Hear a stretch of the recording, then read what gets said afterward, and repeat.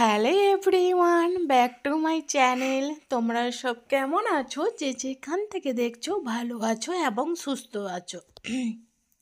তো সকলকে জানাই গুড মর্নিং। তো আজকে ব্লগটা সকাল থেকে শুরু করছি। আই হোপ তোমাদের খুব ভালো লাগবে। হ্যাঁ বেটা বলো। আমি কোথায়? তুমি তো আমার কাছে আছো। আমি সকালে কখন গেছিলাম? তুমি তো সকালে স্কুল গেছিলে বেটা।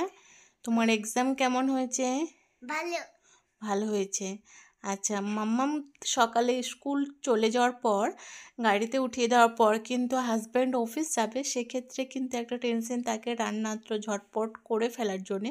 তো ফ্রিজ থেকে আমি যখন মাম্মামের যখন টিফিন করতে সকালে অনেক সকাল যখন উঠি তখন কিন্তু ফ্রিজ থেকে মাছটা বের করে দিই, কারণ অনেক বরফ হয়ে থাকে, তো সেটা নর্মাল হওয়ার জন্যে তো একটু টাইমের দরকার। তখন আমি যখন রান্না শুরু করি তখন ঠিকঠাক টাইমটা তখন কিন্তু হয়ে যায়। তো এই যে তেঁতুল দিয়ে আজকে মাছটা আজকে টক দিয়ে রান্না করব।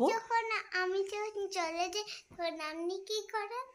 আমি তখন বেটা বাড়ির সমস্ত কাজগুলো তাড়াতাড়ি ঝটপট সেরে ফেলি, যাতে তুমি যখন আসবে তখন স্কুল থেকে তখন কিন্তু তোমাকে প্রপারলি যাতে টাইমটা দিতে পারি, সেই জন্যে আমি রান্নাগুলো বাড়ির কাজকর্ম যেগুলো আমার সেগুলো করে ফেলি।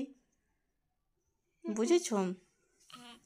ব্যাস, তারপরে এটা ফুটে উঠেছে, ব্লগটি চলে আসার পর কিন্তু এই যে ভাজা মাছগুলো সেগুলো কিন্তু দিয়ে দেব।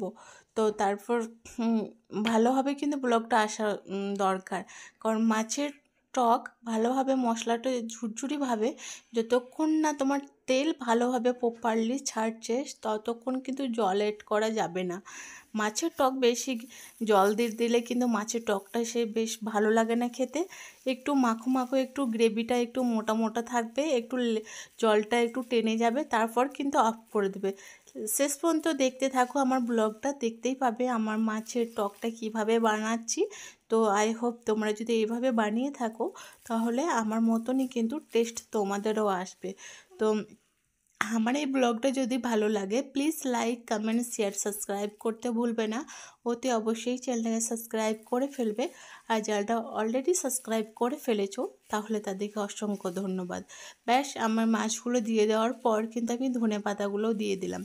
তো ধনে পাতা দিয়ে দেওয়ার পর কিন্তু আমি একটু ভালোভাবে ফুটে গেছে, তারপর কিন্তু এটা নামিয়ে ফেলেছি। এই দেখে নাও, তোমরা নিজের চোখে দেখে নাও কীভাবে কতটা পরিমাণ আমি লেয়ারটা রেখেছি। এর মধ্যে কিন্তু আমি এখনও অবধি চিনি অ্যাড করিনি। হ্যাঁ, কারণ আমার হাজব্যান্ড চিনি দেওয়া একটু পছন্দ করে না, মিষ্টিটা একটু কমই পছন্দ করে। তাই হাজব্যান্ডের লাঞ্চের জন্যে আমি মাছ তুলে নেওয়ার পর কিন্তু আমি চিনি দিয়েছিলাম, তারপর কিন্তু এরকম প্রপারলি এরকম লেয়ারে এসেছে। মানে একদম যাকে বলে এটা মানে মাছের সঙ্গে যে গ্রেভিটা লেগে থাকে সেক্ষেত্রে। হ্যাঁ বেটা, তুমি কিছু বলবে? আচ্ছা, তুমি লাস্টে বলবে না, আমি এখনই বলবে? আচ্ছা বলো। লাইক সাবস্ক্রাইব কমেন্ট সব করে দেন, যারা করে দিয়েছে তাদেরকে থ্যাংক ইউ। আচ্ছা, যারা লাইক সাবস্ক্রাইব কমেন্ট করবে তাদেরকে থ্যাংক ইউ, আর যারা এখনও অবধি করেনি তাদেরকে কি বলবে? দুষ্টু। দুষ্টু না মাম্মাম, কাউকে দুষ্টু বলতে নেই। সবাই ভালো, সবাই আমাদেরকে ভালোবাসা দেবে।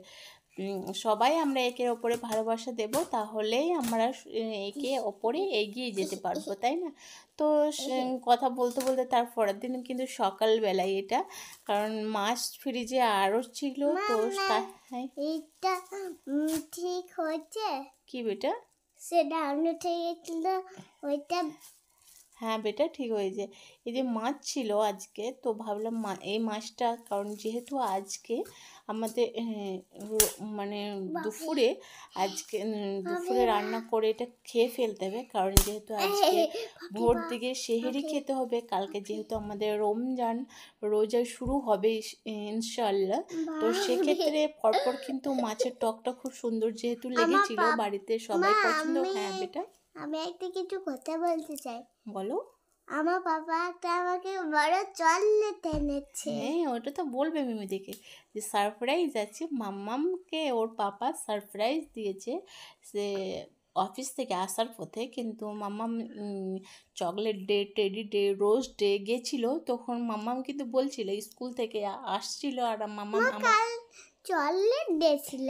না বেটা, চকলেট ডে তো অনেক দিন আগে শেষ হয়ে গেছে। তো সেক্ষেত্রে মাম্মাম বলছিল মাম্মাম আর রোজ ডে, রোজ ডেও শেষ হয়ে গেছে বেটা। তো আর বাড়িতে টেডি ডে, টেডিটাও শেষ হয়ে গেছে, সব শেষ হয়ে গেছে। এটা আছে কাল থেকে আমাদের রমজান বেটা।